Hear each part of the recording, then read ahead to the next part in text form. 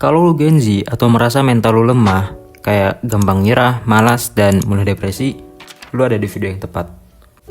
Karena di video ini kita akan ngebahas cara agar melatih mental jadi lebih kuat, gak gampang depresi, dan gak malesan. Sebenarnya jujur gue sangat khawatir dengan penurunan mental di generasi sekarang atau Gen Z ini. Yang mana ironisnya data yang menunjukkan bahwa di generasi sekarang itu jauh lebih banyak stres dan depresi dari generasi sebelumnya. Menurut penelitian American Psychological Association, pada tahun 2018 yang berjudul Stress in America Generation Z, anak muda usia 15-21 tahun adalah kelompok manusia dengan kondisi kesehatan mental terburuk dibanding dengan generasi lainnya.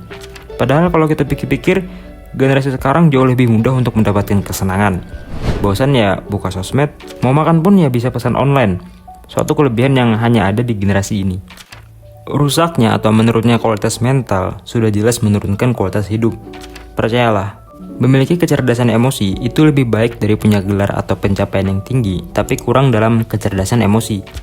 Nah, gimana sih caranya buat jadi orang yang punya mental baja, gak malesan dan gak mudah depresi di era yang lagi turun-turunnya mental health ini? Gue gak mau lu gagal paham, jadi tonton video ini sampai habis dan tanya di komentar apa yang lu bingung.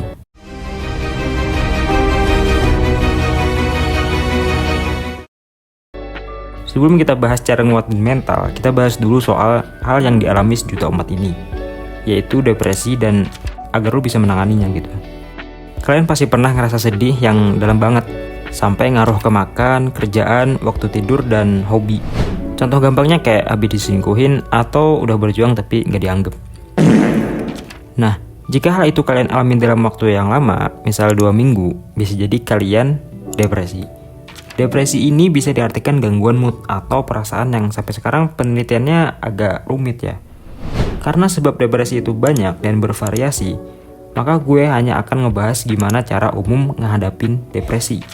Karena masing-masing depresi mungkin punya solusi tertentu gitu.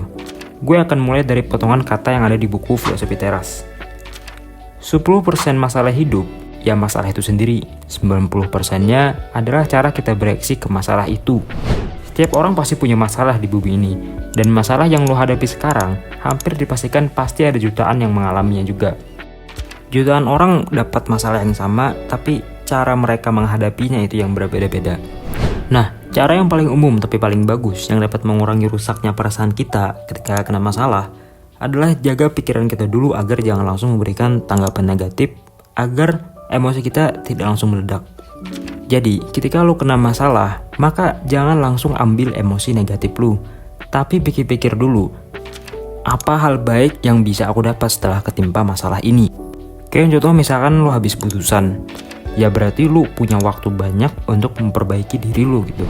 Nah, ketika lu sudah berlatih memainkan logika lu dibanding perasaan lu ketika kena masalah, apa sih lagi cara agar mental lu lebih kuat?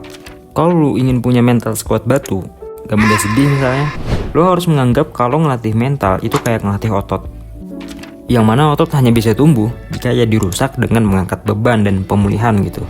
Jika lu dalam situasi yang gak mengenakan, contoh yang sering dikeluh anak muda, misalnya tugas atau kerjaan, ubah diri lu yang sering mengeluh jadi orang yang mandang tugas atau pekerjaan ini sebagai latihan mental lu agar lu terbiasa dalam hal yang gak mengenakan.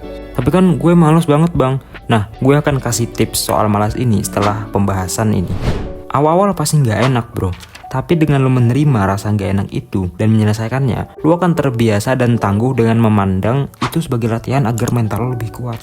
Dan percayalah, kalau lu dapat tugas lagi, rasa berat dan rasa gak enaknya akan jauh lebih biasa dari yang awal.